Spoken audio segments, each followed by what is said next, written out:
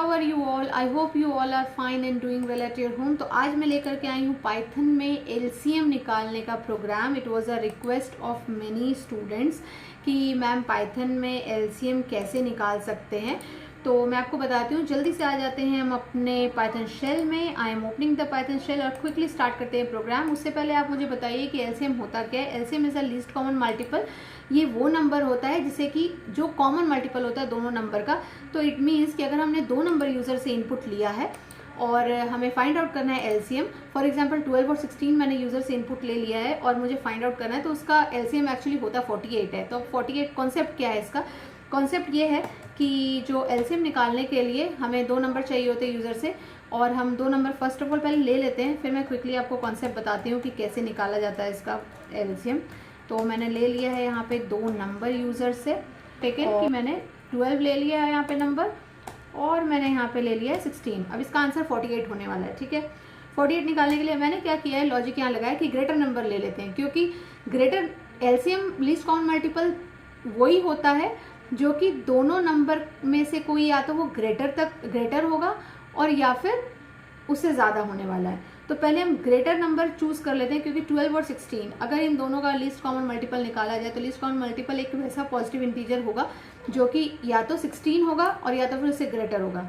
It means कि अगर यहाँ पे कोई वैल्यू 48 होती तो 16 होता और या फिर उससे ग्रेटर होता।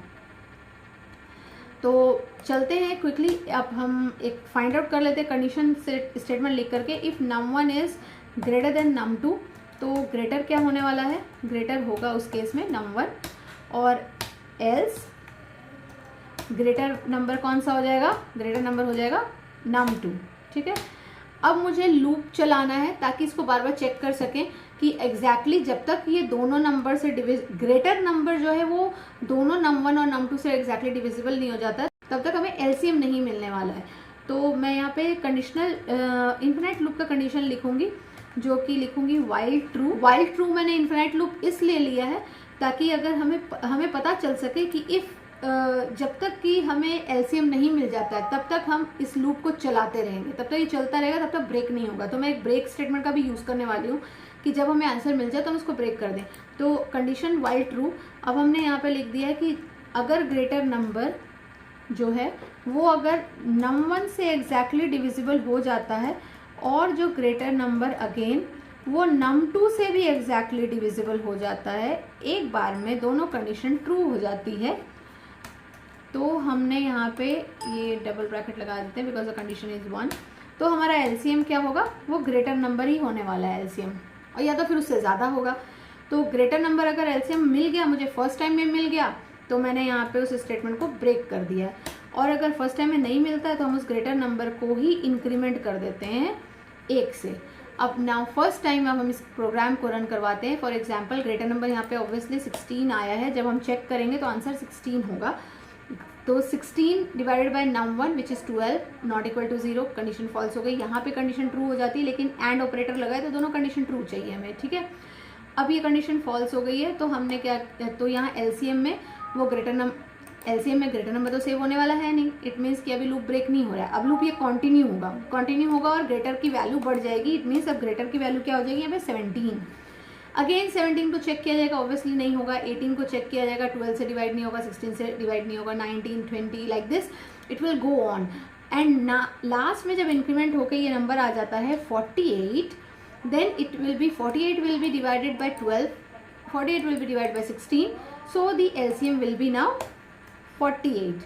तो मैं ये सैम्पल प्रोग्रामिंग कर रही हूँ 12, 16 को लेके। You can execute some other programs, some other numbers also. अब जबकि हमें मिल गया यहाँ 48, तो ऑब्वियसली ये लूप ब्रेक हो जाएगा क्योंकि यहाँ पे कंडीशन ट्रू हो गई है। अब इंक्रीमेंट वैल्यू नहीं होगी, तो अब बस हम इसको प्रिंट करवा देते हैं, प्रिंट स्टेटमेंट लिख करके प्रिंट एलसीएम, थोड़ा प्रेजेंटेबल वे में प्रिंट करवाएंगे।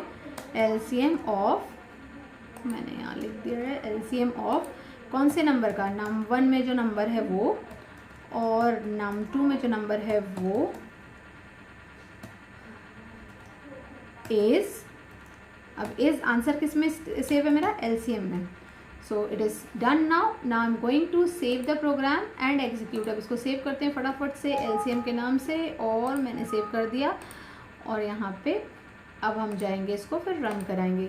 Now it is asking me, तो मैं 12 और 16 ही लेके आपको आउटपुट दिखा रही हूँ so that you can relate. You can see LCM of 12 and 16 is 48. So the answer is same as expected. I hope you have understood the coding. If you have any problem, you can mail me on my mail ID or you can write in the comment section. I'll meet you with the next video on the next Python programming. और अगर आपको कोई Python programming में problem हो रही है, so you can write the question in the comment section or mail me.